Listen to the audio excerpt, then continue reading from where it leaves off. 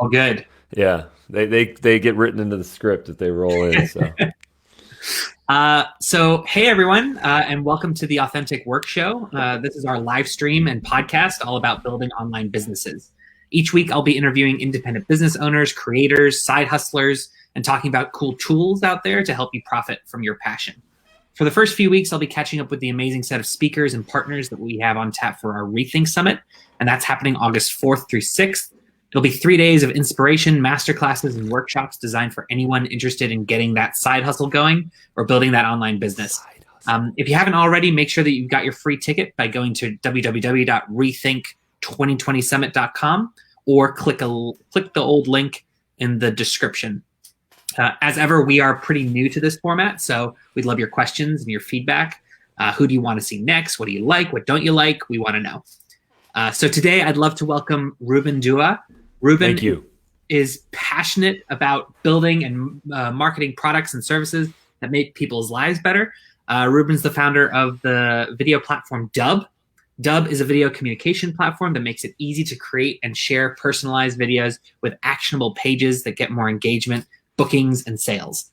Dub videos are recorded from your screen, webcam, or phone and are easily sent via email, LinkedIn, SMS, CRMs, and more. Carrier pigeon, I hear, right? So you can And Stork. by Stork. You can create, share, and track actionable videos with Dub, and you can find out more at dub.com. That's with 2 B's. We love Dub, and we actually use it internally at HeySummit, and so I'm really pleased to share that Dub is also a partner in our Rethink Summit. So please do check them out because of that. Ruben, thank you so much for coming on and welcome. Yeah, man, I really appreciate the invite, and it's so good to come here. I really appreciate the platform that you guys have created, just the ability for people's voice to be heard in certain ways. So you guys as leaders and also your technology, I'm a fan. So game to be here. Let's get into this. I'm getting verklempt. I'd love to just start out like how did you get started? Like what's your origin story? Yeah, the origin story can go back 4 or 5 years. It can go back 10 years. It can go back 20 years. It can also go back 44 years. So depending on how far we want to go back, I think for me, it really started in the year 1998, and it was when I was getting into the internet industry, and I was working on a small, tiny little startup with a friend. His name is Brian, and we were trying to solve this problem of giving people the ability to put their information, their work information, out there on the internet. And it was a little bit before its time, sort of a profile-based network, and it ultimately failed. But it was really the catalyst for a career, just being extremely passionate about startups and a number of horrific failures, but some modest successes, and that has really projected me to now Dub. And I think Dub, the problem that we're trying to solve is that we've lost the connection. We've lost the ability to really put ourselves out there as individuals, and video solves that problem in so many different ways, whether it's in a synchronous live situation like this, or whether it's in a pre-recorded, video hosted or emailed or social or SMS type situation. Video allows us to capture ourselves, our story, and to provide value. We just put a video on YouTube on our daily Dub channel about how outside sales is now effectively gone. There's no such thing as outside sales right now, at least for the foreseeable future. So now it's just sales. It's just about communication. And I think that's really ultimately the problem that we're trying to solve, is to get people to just connect more on a human level. So that human connection is something that you hear a lot about, and you hear a lot about that from growth marketers, but people who are trying to sell you something. But rarely do people actually get down to what is the format that allows you, enables you to reach those people and reach those connections. And so, you see 1,001 like cold email templates guaranteed to get you that sale.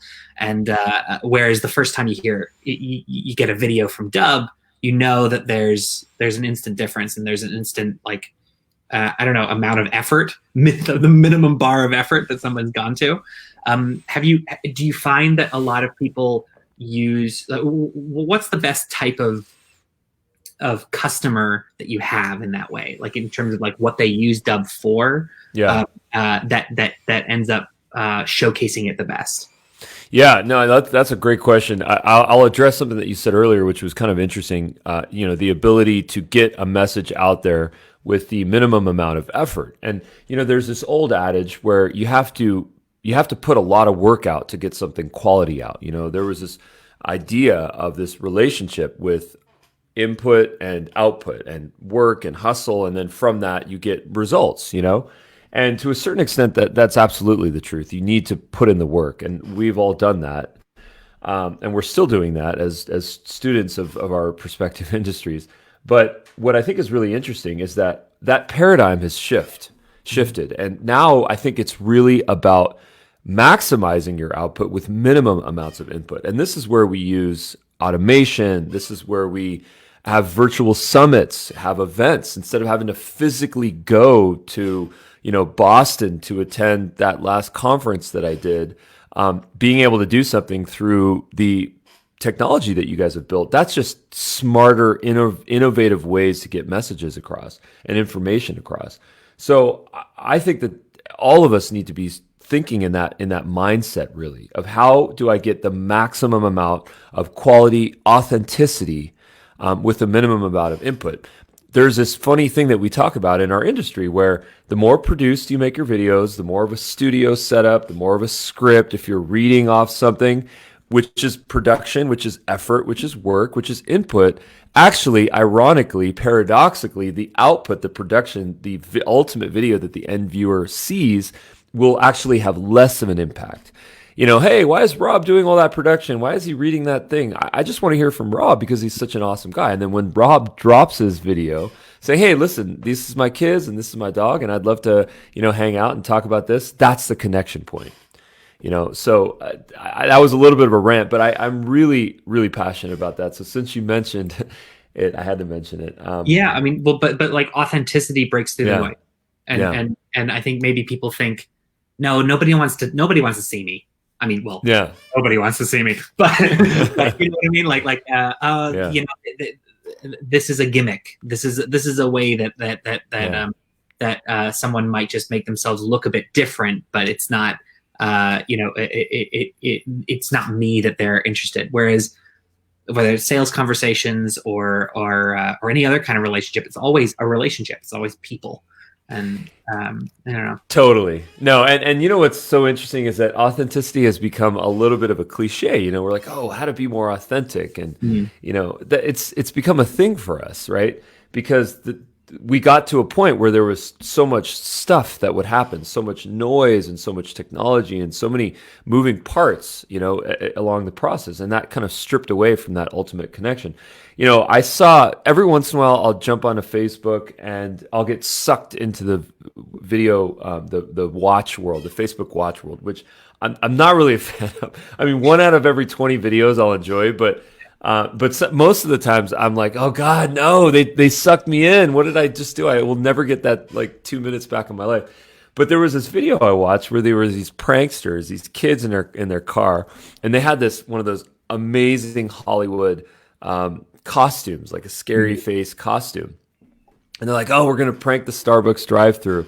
So, they put it on and they go through Starbucks, and the girl at Starbucks, she is not fazed by this at all. And I shouldn't say it's a scary mask. It just looks like a super wrinkly, sort of older guy or something. And it wasn't it wasn't like a zombie per se. So the girl, what I'm trying to say is that the girl at Starbucks, she was respectful, she was cordial, she made eye contact. There was no judgment. Who knows? Maybe that's a real person. Who knows? She doesn't know it's a mask. It looks super real. Mm-hmm. And my takeaway from that was that those moments in life, where we meet someone somewhere and we see someone and there's a connection and they're compassionate and they're empathetic and they don't judge us, they treat us with respect. Video actually can emulate a lot of that, because it's the ultimate connection that we can have with people where they're not going to judge us. And guess what? If someone is not being authentic, and if someone is being judgmental of the way that we look or our value prop or whatever it is that we're saying, you can also see that. You can also see some of the inauthenticity or some of the things where people might be gaming or have ulterior motives. So it's a bringer, I think, of truth, you know? And that leads me to my next point, which is what you asked, which is, you know, who is our ideal client? Who do we really connect to? And, you know, my friend who runs in video, maybe you know them, Sunkit, you know, we have had multiple conversations on how we are sort of like the opposite, because traditional video platforms where you create a produced video, you add text, you add a logo, maybe there's not a human video, a human person, an individual that's in that video. Those are maybe thumbs, you know, scroll stoppers, Facebook ads, you know, real quick sort of, you know, high, maybe we used to call them rich media. You know, that's not really where we fit. Where we fit is where people that want to click record on their phone and on their webcam and want to be directly within Gmail or LinkedIn and record a video within seconds and then get that over. And sometimes do this, you know, 20 times a day, 30 times a day. I mean, one of our users does this probably 50 times a day. He's recorded in the last maybe less than a year over 1,000 videos, now probably 1,300 videos. So, you know, there's definitely a volume play. It's a communication play. It's a replacement of email. You know, it's a replacement of a text-based LinkedIn message. The people that love using us are people within sales and marketing, you know, enterprise, small, medium-sized businesses, solopreneurs. Those are the people that connect to us. The people that don't connect to us and don't want to use us are the people that say, I don't really want to be on video. I would rather have, you know, a Facebook ad, or I'd rather have some sort of an explainer video. I'd rather hire a voiceover artist. I'd rather get one of those videos where the person's sketching. You know, those people do not connect to us at all, and that's totally cool. We respect that, but it's just not our flavor. I think one thing especially that's relevant to the types of people that I know Rethink, that we're making Rethink for, and the type of people that engage with us. A lot of these folks they might be working full time, and they're considering maybe starting that side hustle. Maybe they're considering going into business themselves. And this is a really intimidating thing. And I think and I'd love to talk to you about perfectionism, but like they're especially when you're wanting to do something new and something different, there's this need to go out and convince yourself that you are not educated enough, you are not smart enough, you are not good enough in order to do X, Y, and Z. And the internet is full of copious amounts of examples of people telling you that you maybe can latch onto. And I speak with these kinds of people all the time, like, oh, I really love to create my own XYZ shop, but I don't know about cold email. I don't know how to use cold email outreach, or I don't know how to do Facebook ads. And you have a lot of these barriers in their own mind. But what you've just said, and I think that it's a message that I wish more people would listen to, is what are just the things that you know how to do? And have you ever thought about doing them in the context of whatever it is that you want to do for your business? So, you know, you just said that recording a video 20 times a day could be treated like a sales, outreach mechanism. Yeah. And it also might be something that people want to see. That I know that's probably so automatic for you, but for a lot of people who are thinking, well, nobody wants to hear about me. They want to hear about the brand. I need to spend $10K on someone to make a logo for me, right? Right. The answer is no, that they don't. And so I think one of the points I certainly love people to take away is that if you're using something like a dub, it allows you to use yourself to sell or to outreach. You don't need to worry about whether or not your ad spend is above or below the average, and understanding the complexities of some of these other areas. Do you find that a lot of people use Dub when they are just starting out? And I mean, do you hear that like kind of gives them confidence? Is that like I don't know if you have a confidence metric, but like what kinds of things do you hear from your customers, especially the ones that are like solopreneurs? Yeah, the confidence metric is how comfortable you are putting your bloopers in and not over editing your videos. And if you mess up, just leaving Yeah, it in. That's the totally. conference metrics. Because when you start out, you always want to clip those out. You want to say, "Oh, this is business. This is professional. Make sure my tie is on right." But then you realize, you know what? People love that. People Yeah. love that, and they connect to you. So, and they're little nuggets. So, what's interesting about this is that you started your career in politics. You worked for a congressman, you worked in the House of Representatives, and what you saw firsthand was individuals that were creating brands. These individuals, politicians, they're a brand effectively. They're a brand, just like Nike and Reebok and Starbucks. It's just a person. And I think, so many years ago, I think that there's been a paradigm shift where now companies are not the brands, it's the individuals that sell the companies. And this is why we've seen so many success stories, in commercials, and whether it's Super Bowl commercials or whether it's viral hits. When you think of, the people in the insurance companies and the people selling, the body creams and, the guy in the shower and Flow and all these, people we connect to as individuals. So, I think we realize that we are spokespeople for our company, whether it's a small, medium, large company, when we make that connection, similar to what maybe a politician would do or a representative, a hired gun for a major brand might do, that's when we are unlocked. That's when we are unlocked. When we say, you know what, I have the power.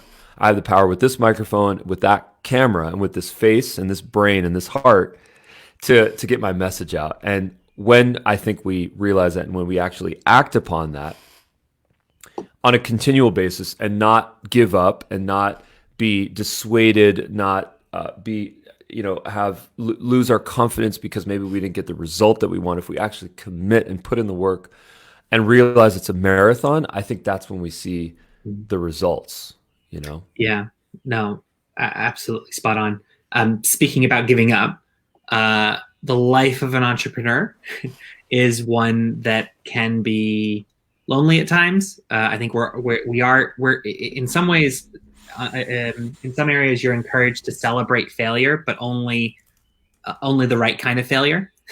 Right. And then you need to make all of your successes seem like really straightforward and quite easy.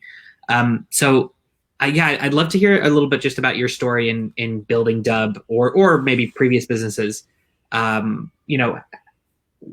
What did failure teach you? What did missteps teach you? How have you kind of gone about incorporating that into your own learning, moving forward and building your next company? Yeah. Well, unfortunately, failure is a really important part of this process, and I've got my fair share of that. And I think that there's plenty of cliches here on failure. I would be remiss not to at least reference the fact that it's a process. WD-40, our famous product that we all use to get the squeakiness out of our hinges. I need that.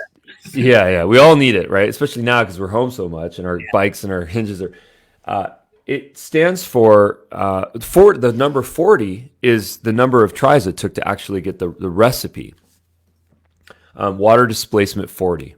Okay, it took 40 tries for them to get it, and the process for the folks behind WD-40, which has now been around for decades. This is like one of the oldest consumer products. What's really interesting is that it was a series of failures that ultimately led to what is now WD-40. First of all, it was used in commercial, industrial applications, and they realized that the employees were actually taking it home to use it. And of course, it's mineral oils with some dioxides and some carbon-based elements that are just going to avoid rust and keep the stuff on, maintain stickiness while lubrication at the same time. And all of that was through experiments, So, product market fit was a failure or a mistake when they realized that there was a consumer application. Getting the ingredients right. They went through this whole process of whether they should patent the formula. And the problem with patenting a formula like that is that you need to submit it to the trademark office, and you need to say, here's our patent and here's our ingredients. And if you do that, then I'm not going to call it public domain, but it's basically public domain. So they made a choice to not, and this was actually one of the best, I think, avoidances of failure on their part, because had they done that, then there would have been 100 copycat companies and they would not probably have been in existence. But they made that choice to not patent it and say, you know what, we're not going to protect it. And if someone figures out the formula, they'll figure it out. It's the branding, it's the people behind the company, it's the communication, it's the advertisements that we'll come up with that are going to love this. It's the backstory, the fact that they're all these great intelligent engineers. And that ultimately brought us, WD-40. 3M has the same story.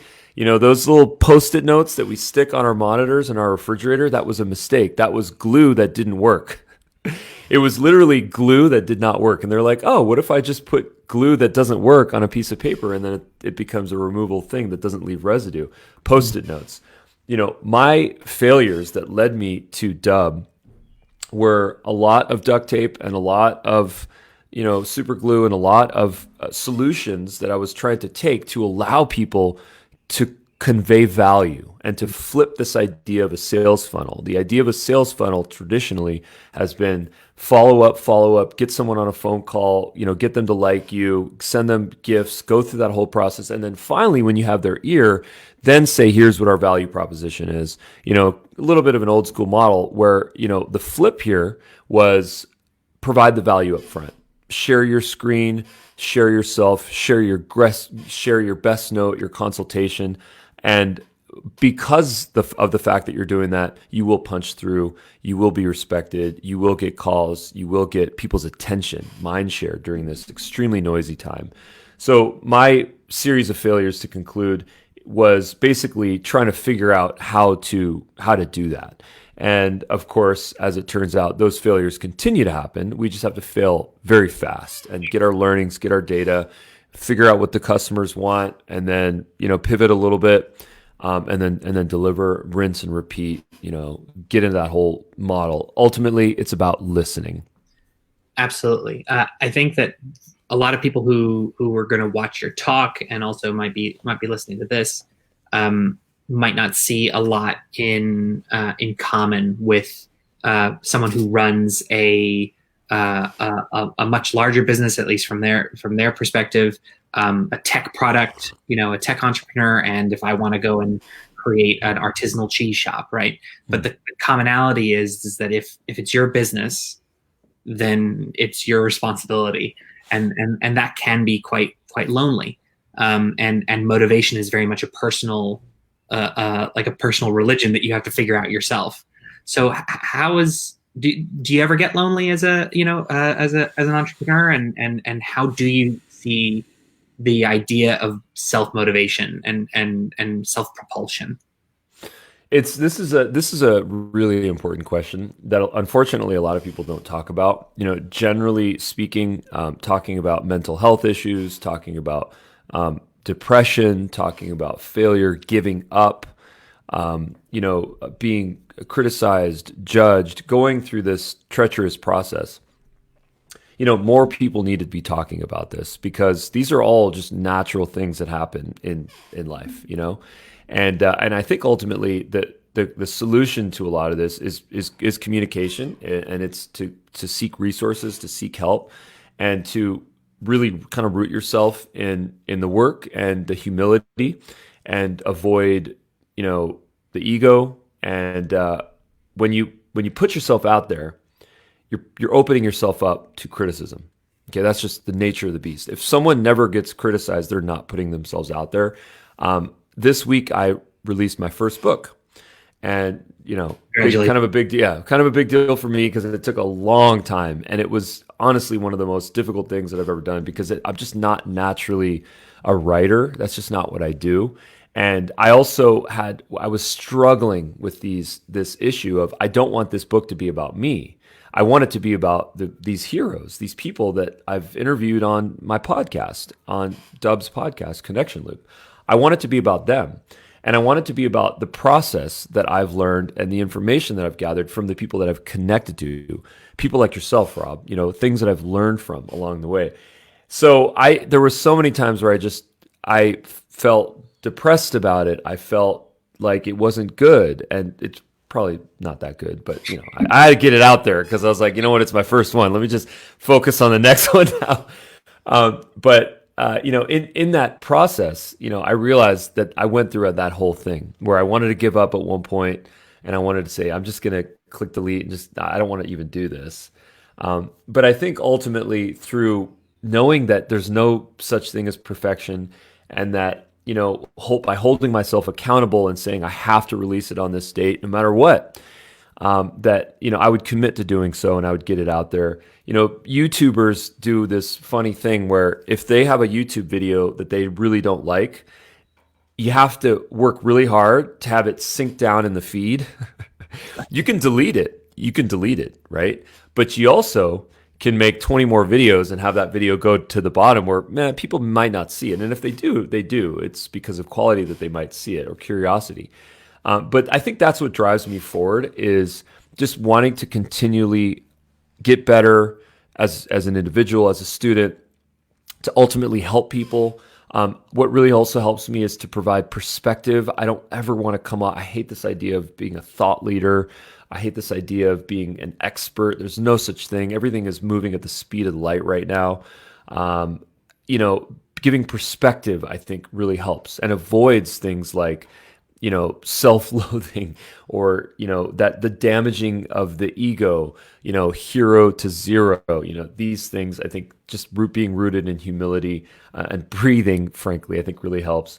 To answer your questions very specifically, the loneliest job on the planet, according to many people in business, at least, is a solo founder, a founder entrepreneur, as opposed to a co-founder, because it's at the end of the day, it's you, where the burden is on you, and whether you're going to succeed or fail, it's on you. It's not like you can lean on someone else. So it is indeed a lonely job. Even though I'm surrounded by loving people, I have 2 kids, great family here. I live, up in a nestled little place. My wife does such a great job just supporting us and just getting us out there. But ultimately, at the end of the day, we must realize that we will suffer at some point from sadness and from lows. But ultimately, without those lows, we won't know what our highs are. Sure. Absolutely. Yeah. Very well put. I think I really identify with the idea that, it's not so much that you're not allowed to feel self-loathing. It's that you need to feel okay feeling a bit of self-loathing. Yeah. Right. I always think about it like, they say depression is worrying about the past and anxiety is worrying about the future. I find that I love looking back at the past, and I'm excited about looking at the future, but I'm okay with being a bit pissed off at the present and not like feeling okay and feeling good enough. Right. If that changes, then that's when a recalibration needs to happen. Right. But everybody's different, right? Everybody's talking about, you have living in the present means living in the present and being okay with the fact that anything that you live in isn't perfect. And that's kind of the beauty of it. Right. You're so right. You're so right. And, speaking of the past, also the present. And when we watch the news, it is depressing. Yes. It is depressing watching the news. When John Krasinski came out with some good news, he unlocked something within us. It was such a monster message, saying people don't want to watch the news and be depressed. They want to get some good news. And the way he did it was brilliant. And what a smart business guy selling the show, within just a couple of months. But go on a media diet. That's what I keep telling myself, Yeah, absolutely. Then we've had the news on one time in the last 4 months here in the house. And I was like, I don't know if people are doing that every single day. Yeah. I got heart for them. So absolutely. If you haven't checked it out, the Marble Olympics. Okay. Great YouTube channel. Nice. It's the Olympics, but with marbles. It's fantastic. That's amazing. Okay. It's hilarious. It's very funny. So I guess just to finish off, I think everyone loves being nosy about what makes you tick and what makes you productive. So would love to understand a little bit more just about you as a founder, but as someone who works. Like, what is your workflow like? Like, are there processes that you adhere to? Are there apps that you use to stay productive? What's your kind of approach to working or staying organized that maybe you're particularly proud of, you know? Yeah, so we got kind of a cool stack of software that we use, which I'll get into. But I think ultimately, I think our biggest thesis is that we call it the waterfall method. Maybe that's my second book, but the waterfall method is taking long form content and turning basically everything into a content opportunity, whatever it may be, whether it's a podcast like this, or whether it's a brainstorming session, or whether it's the announcement of something, or the reception of something, some new idea, brainstorming thing. All of that becomes a content opportunity, because behind closed doors, as marketers, as creative people, we know that a lot of what we're going to do is maybe not going to work, and it's an experiment, but at least bringing people into the process of doing that experiment, and making it kind of fun and interesting and entertaining. That's been our best cure, and frankly what motivates us and what I think makes it most fun for us. So we go live, multiple times a week, and we put ourselves out there. And I think it's just been liberating for us, because it also gets feedback. Because when you do stuff in vacuums and you have those, I can't even count how many times I've had brainstorming sessions where I thought that we were working on the most brilliant idea ever. And then, in a vacuum behind closed doors. And then 2 weeks later, when we launch it, it's like crickets. And it's just like, God, I can't even believe we thought that was a good idea. Because guess what? No one else does.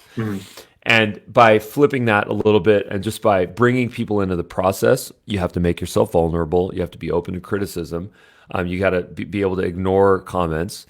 But by doing so, it makes you sharper, and it frankly, everything becomes more fun in the process. Especially if there's bloopers and funny moments and things like this. What we use, we are hardcore, Asana, Slack users. Dub actually has integrations into Gmail, Asana, Slack, pretty much all the software apps that we use. So a lot of our communication is actually video. So even though traditionally Dub is used for business development and kind of outreach, it's also a tool that's used internally. So we use it for project management. We use it for just generally kind of staying on top of things. But I think ultimately the secret to our success, I would say, is our support team. Actually, our support team is the eyes and ears of the operation. We have a little satellite situation in the Philippines, actually, where we have a number of people that are all in this kind of a family situation, and we've kind of hired them all, and they all have these amazing, very empowered situations where they can assist us, whether it's our social or whether it's our project management. That has been awesome. So I wanted to give a huge shout out to my friends over there on the other side of the planet. Ina, Seb, Bono, Naomi. These are people that have helped us so much, and I really appreciate them. Cool. And personally, do you like writing out your tasks in a notebook, or do you like just using Asana? Are there any kind of little things that you quite like? Yeah, so my bad habits would be emailing myself or sending myself a Slack message. Those are the bad habits, which I vehemently try to avoid. And then the good habits are always putting my notes in Asana as a task, assigning to myself, assigning to someone else, and then whatever notes I have. Because I think the problem with Slack and real-time communication and chat is that it's inherently disruptive. It's inherently disruptive as we're doing something. If we get pings and notifications and asks, it breaks us from what we're doing at that moment, and that is it's the definition of chaos. So I think what's respectful and empathetic to do is to take medium, low priority issues, and then put those into a repository. It doesn't matter what you use as long as you use something, and then to address those when it's the right time. Because if you start to interrupt people, not only does it break productivity, which breaks output, it also affects us. Because, if we're running and someone tells us to stop running and then start to row, Headspace. It's a whole, yeah, it's chaos. So yeah, cool. Well, awesome. Thank you so much, and thanks yeah. for being so generous with your time. So, thanks for speaking. Yeah, Rob, thank you so much. Thank you for the opportunity. I'm really looking forward to listening to your talk next month, and for all of those who might be watching and are interested about Dub, you can check them out at dub.com. That's with 2 B's. And as ever, if you'd like to hear more about Ruben Has to Say, make sure that you're signed up for free on rethink2020summit.com. We have over, I think, 30 now amazing speakers providing inspiration and expertise. We have partners like Dub, as well as folks from the good places of Teachable, Canva, ConvertKit, and a few more, providing some training and some goodies, and a whole community of builders like you who are taking that first step and maybe are thinking about starting or have already started their own online businesses. So have a fantastic week, everyone, and wherever you are in the world, I hope that you're staying safe. And see you next time, and goodbye. Thanks again. Yeah. Thank you so much, guys. Rob, I really appreciate the opportunity. And if anyone wants to reach out, I'm at Ruben Dua. So LinkedIn, Instagram, Twitter, Facebook. And, check us out, dub.com. That's with 2 B's. Grab yourself a free trial. And then my book is actually on sale right now for 99 cents. So it's kind of like, why wouldn't you do it for a very limited time? It's called Just Dub It in Amazon. Thanks so much, Rob. Cool. Thanks, Ruben. Take care. See ya. See ya.